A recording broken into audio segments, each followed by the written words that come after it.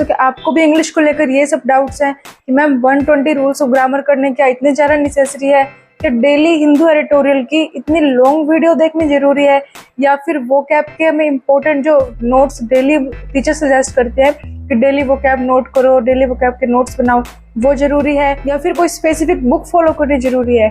तो ये सारे आज मैं आपके मिथ बस्ट करने वाली हूँ कि आपको कौन सी चीज़ें रियल में फॉलो करनी है और कौन सी चीज़ें रियल में फॉलो नहीं करनी है। बिकॉज एज एन एस्पिरेंट मैं भी ये चीज़ें बहुत ज़्यादा फेस कर चुकी हूँ। मैं भी अपने टाइम में बहुत ज़्यादा मिसगाइड हो चुकी हूँ कि मैंने भी बहुत ज़्यादा रॉन्ग तरीके से मतलब पढ़ा था, बिकॉज मेरे को उस टाइम नहीं पता था कि क्या चीज़ें सही है क्या नहीं है। एंड हो जाता है यार, टीचर्स कई बार ऐसी चीज़ें बता देते हैं जो नहीं बतानी चाहिए, हम उस चीज़ को फॉलो करते हैं और बाद में रिजल्ट बिल्कुल ज़ीरो निकलता है। बहुत ज़्यादा हमारा टाइम वेस्ट हो चुका होता है। फिर हमें धीरे धीरे खुद से रियलाइज़ होता है कि हाँ यार, हमें यहाँ से नहीं पढ़ना चाहिए था, या ये चीज़ें हमें फॉलो नहीं करनी चाहिए थी। Hello everyone, this is Varsha Indoria, selected as RRB PO। And आज मैं आपको बहुत अच्छे से बताने वाली हूँ कि मैंने कौन कौन सी मिस्टेक करी थी एंड आपको कौन कौन सी नहीं करनी है, एंड मैंने अपने मिस्टेक से क्या सीखा। तो आप उन चीज़ों को मेरे साथ रिलेट करते जाओगे, समझते जाओगे, एंड बहुत ध्यान से समझना ताकि आप उन चीज़ों को अपनी लाइफ में इम्प्लीमेंट ना करो एंड अपनी स्ट्रेटेजी को बहुत अच्छे से बूस्ट अप कर सको।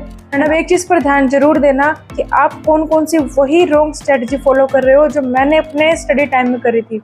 तो आप इन चीज़ों को ध्यान रखना। तो ये चीज़ें मैंने बहुत ज़्यादा देखी है कि सब आपको मिसगाइड करने में लगे हुए हैं कि यार यहाँ से पढ़ लो, वहाँ से पढ़ लो, हम बता रहे हैं वहाँ से पढ़ लो, ऐसे ऐसे सब अपने प्रमोशन में लगे हुए हैं। बट इस चैनल पर आपको ग्राउंड रियलिटी बताती हूँ कि यार आपको यहाँ से पढ़ना है, यहाँ से पढ़कर रियली आप फ्रूटफुल आपको मतलब रिजल्ट्स मिलेंगे।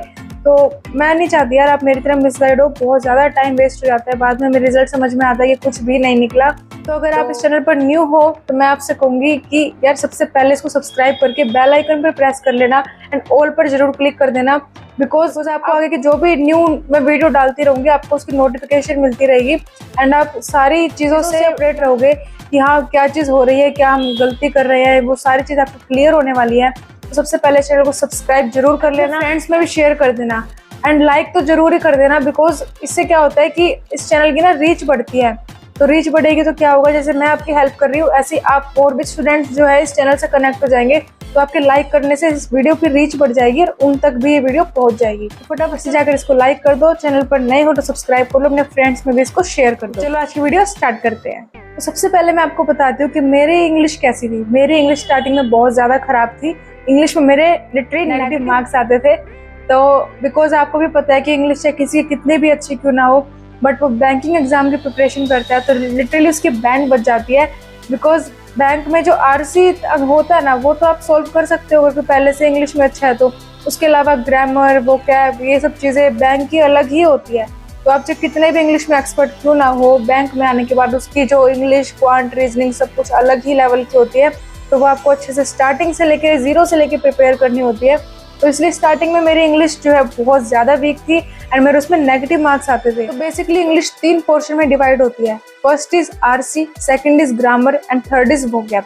तो इन 3 चीज़ों के मिक्सचर से हमें इंग्लिश को बहुत अच्छे लेवल पर ले जाना होता है, अच्छे से उसकी स्टडी करनी होती है। एंड अगर आपके 3 जो है बहुत अच्छे स्ट्रॉन्ग हो जाते हैं तो फिर आपका लेवल बहुत अच्छा हो जाएगा, आपके मार्क्स बहुत जल्दी इंप्रूव होने स्टार्ट हो जाएंगे। तो मैं धीरे धीरे करके एक एक चीज़ आपको बताती हूँ कि मैंने कहाँ से कैसे पढ़ना शुरू किया था एंड उसके बीच में क्या क्या मिस्टेक मेरे से हुई थी, और आप खुद को मेरे से कनेक्ट करते चलना और अपनी स्ट्रेटजी को भी ध्यान में रखकर चलना कि मेरे से कितनी कनेक्ट होती है, आप सही ट्रैक पर हो या रॉन्ग ट्रैक पर हो। ठीक है। तो बेसिकली इंग्लिश में मेरा बहुत बुरा हाल था। तो सबसे पहले मुझे विशाल परिहार सर जो थे उनके एडिटोरियल के बारे में पता चला कि हाँ एडिटोरियल पढ़ने से इंग्लिश इंप्रूव होती है। तो मैंने विशाल परिहार सर के एडिटोरियल रीड करने स्टार्ट करे। जैसे मैं इवनिंग में लाइब्रेरी से घर आती थी तो उसके बाद में क्या करती थी, बस ईयरफोन लगाए, लेट गए आराम से, उनका एडिटोरियल स्टार्ट कर दिया और सुनने में लग गए। अब आपको भी पता है कि अगर कोई पूरे दिन स्टडी करके घर आता है तो उसका माइंड वैसे थोड़ा सा थका हुआ होता है, तो उनकी वीडियो सुनते सुनते मैं सो जाती थी। एंड ये स्टार्टिंग में सबके साथ ही होता है कि स्टार्टिंग में एडिटोरियल इतना ज़्यादा बोरिंग लगता है, इतना बेकार लगता है ना, मज़ा ही नहीं आता कुछ भी पढ़ने में, चाहे वो कितने भी इंटरेस्टिंग तरीके से क्यों ना बता रहे हो। थोड़ी बहुत देर हम सुन के बाद में हम मतलब बहुत ज़्यादा बोरिंग फील हो जाता है। तो फिर ना ऐसे ही मेरे साथ स्टार्टिंग में होता था कि मुझे बहुत ज़्यादा बोरिंग फील हो जाता था कि यार ये क्या बोलने जा रहे हैं, हाँ ठीक है, ऐसा लगता था कि सर लोरी सुना रहे हैं और मैं सो जाती थी आराम से। तो फिर उसके बाद क्या होता था कि धीरे धीरे एक दिन ना सर ने एकदम से बोल दिया मैं डेली ऐसी पढ़ती थी। तो एक दिन सर ने बोल दिया कि आप सिर्फ मेरी वीडियो देखते हो या खुद से भी पीडीएफ को पढ़ते हो। तो वो चीज़ मेरे माइंड में स्ट्राइक कर गई कि हाँ यार, खुद से भी पढ़ना बहुत ज़्यादा जरूरी है। बिकॉज मैं पता है कैसे पढ़ती थी, जैसे मान लो सर वीडियो से पढ़ा रहे हैं तो वीडियो में वो आरसी जब का पैराग्राफ देते थे ना, तो मैं उसको वहीं स्टॉप करके उस पैराग्राफ को पहले खुद से रीड कर लेती थी, मतलब चलती वीडियो में ही ऐसे, मतलब स्टॉप करके तो वीडियो में मैं पैराग्राफ रीड कर लेती थी एंड देन सर से सुन लेती थी कि हाँ सर क्या बोल रहे हैं। बट जब सर ने बोला ना कि खुद से भी प्रैक्टिस आपको अलग से करनी है पीडीएफ को लेकर, देन मैंने क्या किया, मैंने फटाफट से स्विच कर दिया। मैंने जैसे सर की वीडियो देखने के बाद मैं क्या करती थी, मैं शाम को जैसे वीडियो देखने के बाद 1-2 घंटे बाद जैसे रिफ्रेश होके माइंड को फ्रेश करके अच्छे से, उसके बाद मैं द हिंदू का पीडीएफ डाउनलोड करती थी एंड फोन में ही, मेरे पास छोटा सा फोन था बट उसी में ही हॉरिजॉन्टल मोड पर करके थोड़ा सा जूम इन करके एंड देन मैं जितने भी एडिटोरियल सर बताते थे कि ये इंपॉर्टेंट है, उनको मार करके अच्छे से उनको रीड कर लेती थी। ठीक है, तो उनको मैं स्टार्टिंग में रीड करने लग गई। हाँ टाइम लगता था, टाइम अच्छा खासा लगता है, आपको 1 to 2 आवर आराम से लग सकते हैं। अगर आप डिटेल में पढ़ते हो, अच्छे से पढ़ते हो, अपना फुल 100% देते हो तो आपको 1 to 2 आवर्स स्टार्टिंग में लग सकते हैं। बिकॉज मैं सारा एडिटोरियल पढ़ती थी। ठीक है, एंड स्टार्टिंग में वीक भी थी इंग्लिश, उसमें थोड़ा सा टाइम लग जाता था। बट देन उसमें क्या प्रॉब्लम आने लग गई, उसमें प्रॉब्लम आने लगी वोकैब की। बिकॉज आपको भी पता है जब हम द हिंदू एडिटोरियल पढ़ते हैं तो उसमें न्यू वर्ड्स आते हैं अजीब अजीब से, जो हमने कभी ना सुने हो ना देखे हो। तो ये प्रॉब्लम ही मेरे साथ आती थी कि हाँ यार ये कौन कौन से वर्ड आ गए। अब जब हमें वर्ड का मीनिंग ही नहीं पता तो हम सेंटेंस का मीनिंग क्या निकालेंगे। एक ऊपर से आइडिया लग जाता है, बट यार स्टार्टिंग में ही होता है, हम कुछ इतनी मेहनत कर रहे हैं तो एटलीस्ट हमें कुछ समझ में तो आए। तो वो वोकैब की प्रॉब्लम होती थी, तो इतनी वोकैब से मैं कवर कर लेती रही जितनी सर वीडियो में बताते थे। बट उसके अलावा जो होमवर्क में देते थे ना एडिटोरियल, तो वो जब हम रीड करते थे तो उसमें वोकैब की बहुत प्रॉब्लम आती थी। एंड मैं थोड़ी सी लेजी पर्सन थी, तो आप भी हो सकते हो। बिकॉज यार वोकैब के नोट्स बनाने के लिए सब इंसिस्ट करते हैं कि वोकैब के नोट्स बनाओ।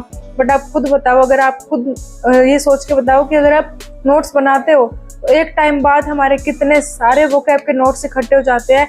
आप सच बताना कि आप उनको रिवाइज कर पाते हो। बहुत सारे वोकैब के नोट्स इकट्ठे हो जाते हैं यार।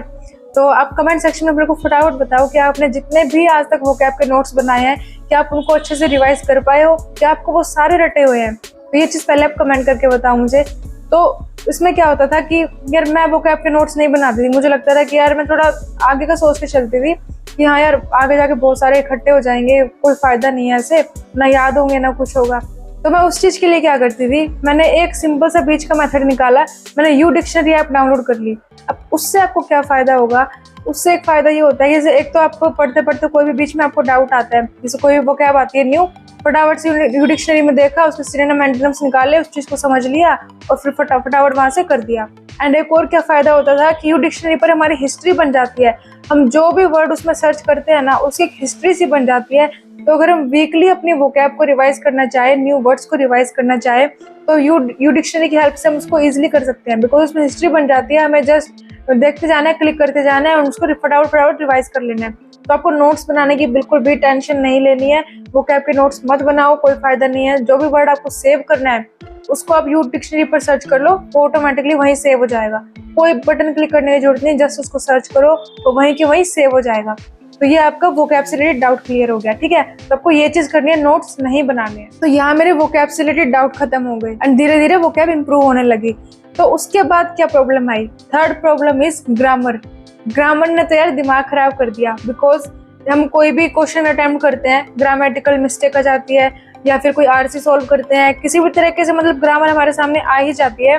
तो उसमें क्या प्रॉब्लम होती थी, ग्रामेटिकल मिस्टेक्स बहुत ज़्यादा हो जाती थी, दिमाग घूम जाता था यार क्या हो गया। विशाल सर से पढ़े तो थे, अब क्या दिक्कत हो गई। जैसे उनकी मैं एडिटोरियल के अलावा ना स्पेसिफिक वीडियोस भी देखा करती थी जो ग्रामर रिलेटेड ऐसे होती थी। तो बट इतना ज़्यादा फायदा नहीं मिलता है। क्यों नहीं मिलता है वो मैं आपको बताती हूँ, तो आप सुनना ध्यान से। तो उसके बाद क्या हुआ कि जैसे आप सर्च करते हो ना यूट्यूब पर कि हाँ यार ग्रामर ठीक नहीं हो रही है, हम कैसे इम्प्रूव करें, तो वैसे ही मैंने सर्च किया। वहां से मुझे सुनने को मिला कि आप लूसेंट की बुक परचेज कर लो, जो ग्रामर रिलेटेड आती है ना स्पेसिफिक, उसमें इतने सारे ग्रामर रूल्स होते हैं, इतने सारे होते हैं। तो उस टाइम लॉकडाउन स्टार्ट हुआ था, तो मैंने लॉकडाउन स्टार्ट होने के 15 से 20 दिन पहले वो बुक परचेज कर रही थी। तो मैं बहुत खुश थी कि यार मैंने इतनी बढ़िया बुक परचेज कर ली है और लॉकडाउन जब तक चलेगा मैं उसको आराम से खत्म कर दूंगी एंड मैं तो बस ग्रामर में मास्टर बन जाऊंगी। तो मैंने उसको अच्छे से फिनिश किया बहुत मुश्किल हुई यार, बिकॉज उसमें एक तो छोटे छोटे वर्ड्स दिए होते थे, ठीक है, एंड ऊपर से इतनी ज्यादा एक्सेप्शन, एक रूल के अंदर दूसरा रूल, दूसरे के अंदर तीसरा, तीसरे के अंदर चौथा, इतने सारे रूल्स कि दिमाग की खिचड़ी बन गई। एंड ऊपर से मैं उसको बहुत ध्यान से पढ़ा करती थी, तो छोटे छोटे वर्ड्स थे उसमें, तो तब से मेरे स्पेक्स लगना स्टार्ट हुआ, तब से मेरी आईज वीक होनी स्टार्ट हुई। ये लूसेंट की बुक की वजह से मेरा चश्मा चढ़ा है तो यहाँ से मेरी स्टार्टिंग हुई। तो लॉकडाउन में मैं जब इसको पढ़ती गई, 1 मंथ तक मैंने इसे कॉन्टिन्यूसली पढ़ा। उसके बाद में थोड़ा सा धुंधला दिखना शुरू हो गया, यार मैं ये क्या हो गया मेरे साथ में, मेरी दूर की चीजें क्लियर ही नहीं दिख रही है। फिर धीरे धीरे पता चला कि यार आई साइड वीक हो गई है, तो स्पेक्स बनवाना पड़ेगा।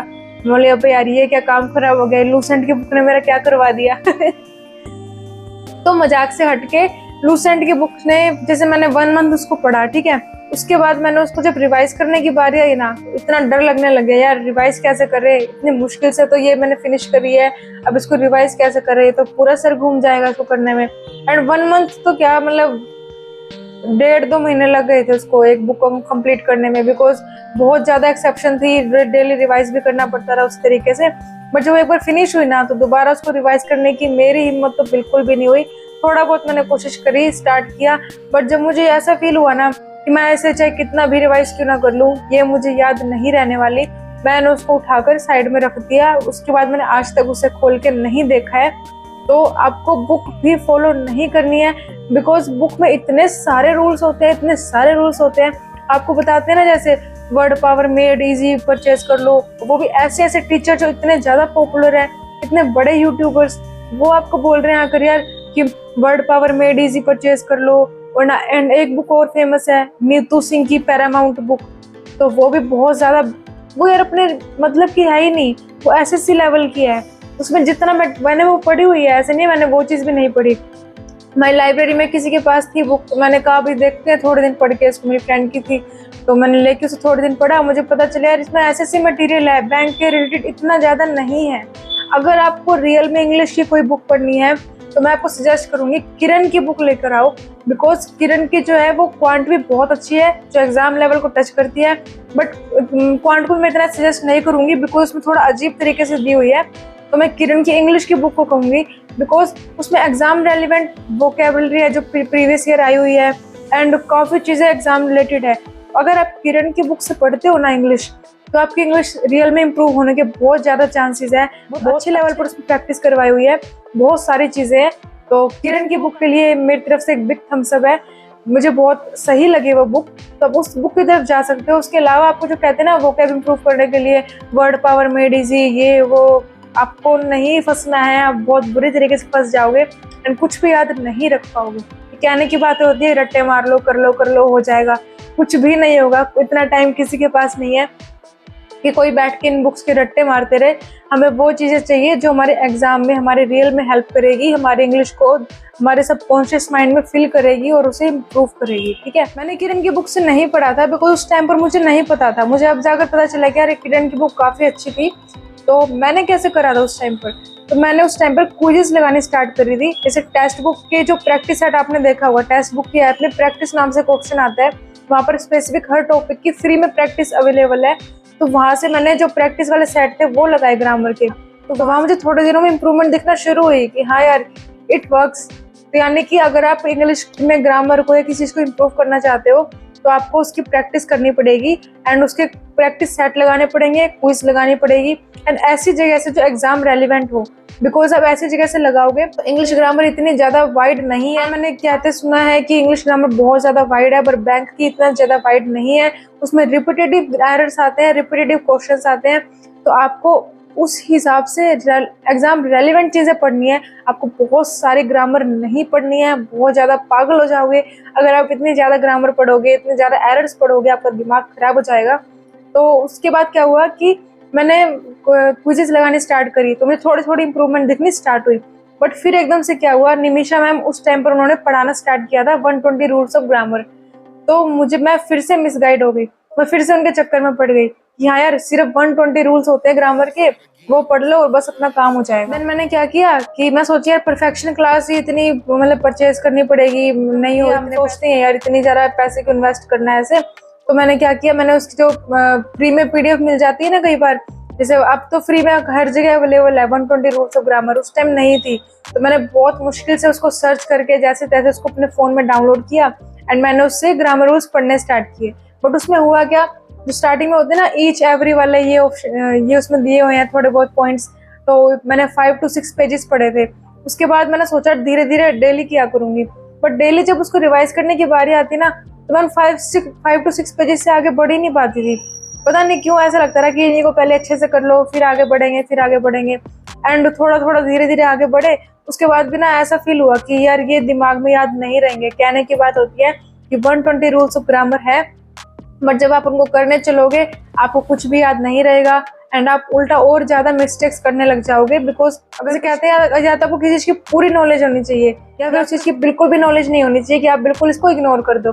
बट बीच की नॉलेज होती है ना, जो अधूरी नॉलेज, वो आपको बिल्कुल नहीं रखनी है। पीडीएफ जब मैंने पढ़ी तो मुझे ऐसा हाल हो गया, मेरा ना मैं इधर की रही ना मैं उधर की रही, बस मेरे को बीच की नॉलेज हो गई। तो मेरे और ज्यादा एरर होने लगे, बहुत ज्यादा कंफ्यूजन क्रिएट हो गया। तो मैंने इस चीज को भी साइड में कर दिया, मैंने इस पीडीएफ को भी डिलीट मार दिया कि यार ये भी मेरे काम की नहीं है। देन फिर मैंने क्या किया, मैंने वापस अपना ट्रैक पकड़ा, अपने क्विज़ेस लगानी स्टार्ट करी, इंग्लिश के सेक्शनल मॉक देने स्टार्ट किए एंड उनका डीप एनालाइज करना स्टार्ट किया। Deep analyse in the sense उसमें जितने भी ऑप्शंस है सब ऑप्शंस के मीनिंग निकालना, सब ऑप्शंस को समझना, आरसी है उसको अच्छे से पढ़ना। ऐसा नहीं कि चलो हमारा आंसर ठीक गया इसको इग्नोर कर दो, नहीं। अगर आपका 5 ऑप्शंस में अगर आपका एक आंसर सही जाता है तो आपको 5 ऑप्शंस को भी एनालाइज करना है एंड जो पूरा आरसी दिया हुआ है आपको उसको भी पूरा एनालाइज करना है कि इसमें क्या दिया हुआ था, हमने क्या सोचकर टिक किया, हमारा क्या सोचकर आंसर सही आया है एंड कौन से क्वेश्चन हमने स्किप करे हैं, उनमें हमारा किस तरीके का डर था। एंड अगर हम उसको क्लिक कर देते हैं तो अब क्या हमारा आंसर सही आ रहा है या नहीं आ रहा है। कहते हैं ना रीअटेम्प्ट जो कहते हैं, तो रीअटेम्प्ट करके देखना है कि सही आ रहा है नहीं आ रहा है, या फिर आपने जो रॉन्ग कर दिए उनको भी डीप एनालाइज करो कि हमने क्या सोचकर ये क्लिक किया और क्या सोचना चाहिए था एक्चुअल में। ठीक है, तो ऐसे ही डेली एडिटोरियल पढ़ते पढ़ते, मॉक को डीप एनालाइज करते करते, डेली क्विज़ेस लगाते लगाते एंड वो कैप को इम्प्रूव करते करते धीरे धीरे मेरी इंग्लिश इम्प्रूव होना स्टार्ट हो गई। एंड मुझे पता भी नहीं चला कब स्टार्ट हो गई, बट वो धीरे धीरे एक बेस बनता गया एंड फाइनली इंग्लिश मेरी बिल्कुल जो लो थी ना उससे बिल्कुल एवरेज तक आ गई। फाइनली इंग्लिश बहुत ज्यादा अच्छी हो गई। एंड वोकैब के लिए आप लोग पूछते हो कि हम कहाँ से करें कैसे ना करें, तो वोकैब के लिए मैं आपको बताती हूँ, विशाल सर की मंथली पीडीएफ आती है, मैं अपने चैनल पर शेयर कर दूंगी। मेरा टेलीग्राम चैनल है वर्षा इंदौरिया RRB PO नाम से एंड उसी का डिस्कशन ग्रुप भी है जिसमें आप डिस्कस कर सकते हो आपस में, सारे मॉक के स्कोर शेयर करते हैं एंड एक दूसरे की काफी हेल्प करते हैं। बहुत कोऑपरेटिव ग्रुप है एंड मैं भी उसमें काफी एक्टिव रहती हूँ, आपके जितने भी डाउट्स है वहाँ सोल्व करती हूँ। तो कमेंट सेक्शन में आपको मिल जाएगा उसका लिंक, तो आप वहाँ मेरे को फॉलो कर सकते हो एंड इंस्टाग्राम पर भी फॉलो कर सकते हो। उस ग्रुप में मैं आपके कहने पर मंथली पीडीएफ डाल दिया करूंगी, तो आप एक मंथ की इतनी सारी वोकैब हो जाएगी। आपको वो डेली देख के उसमें से रिवाइज करनी है, कोई नोट्स नहीं बनाने हैं एंड वो वोकैब ऐसी होगी जो बिल्कुल एग्जाम रेलिवेंट होगी, रेलिवेंट सारे वर्ड्स होंगे। एंड उसके अलावा जैसे आप आरसी या कुछ भी आप मॉक अटेम्प्ट करते हो या द हिंदू एडिटोरियल पढ़ते हो, तो वो वोकैब आपकी बहुत ज्यादा हेल्प करेगी बिकॉज वो उस लेवल की मैच होती हुई होगी। ऐसा नहीं करना आपको कहीं से भी आपने वोकैब उठाकर पढ़ ली, ऐसा नहीं करना। या तो किरण की बुक से पढ़ो या फिर जो हम मॉक टेस्ट डेली यूज करते हैं उनमें से आप वोकैब को निकाल कर पढ़ो, या फिर जो टीचर सब एडिटोरियल पढ़वाते हैं तो उस एडिटोरियल के जो वोकैब बताते हैं उस वोकैब को फॉलो करो। इन चीज़ों से फायदा होगा। हमें सब कुछ नहीं पढ़ना है, इतनी ज़्यादा ग्रामर नहीं पढ़नी है, इतना ज़्यादा वोकैब नहीं करना है, हमें सिर्फ एग्जाम रेलिवेंट चीज़ें पढ़नी है जो अवेलेबल है बट आपको नहीं पता कहाँ कहाँ अवेलेबल है। ठीक है, एंड आई नो इंग्लिश को लेकर आपके और भी बहुत सारे डाउट्स हैं, बट अगर मैं सारे डाउट्स इसी वीडियो में क्लियर करने लग जाऊंगी तो वीडियो बहुत ज़्यादा लॉन्ग हो जाएगी। तो फिर आप अपने सारे डाउट्स कमेंट सेक्शन में डाल दो, सारे डाउट्स को कलेक्ट करके एक और स्पेसिफिक वीडियो बना दूंगी एंड आपके नाम का शाउट आउट भी करूंगी कि इसने ये क्वेश्चन पूछा है, इसका ये डाउट था, इसका ये डाउट था। ठीक है, तो एक ऐसा नहीं है कि इंग्लिश को लेकर बस एक यही वीडियो बनी है, द हिंदू को लेकर मैं स्पेसिफिक अलग से वीडियो बनाऊंगी, वोकैब को लेकर अलग से, कि आप कई लोग कहते हैं कि वोकैब हम रेलिवेंट पढ़ तो लेंगे बट हमें ये नहीं पता कि वो याद कैसे रहेगी, तो उस चीज़ की भी मेरे पास एक सॉलिड ट्रिक है, तो वो चीज़ मैं आपको बताऊंगी।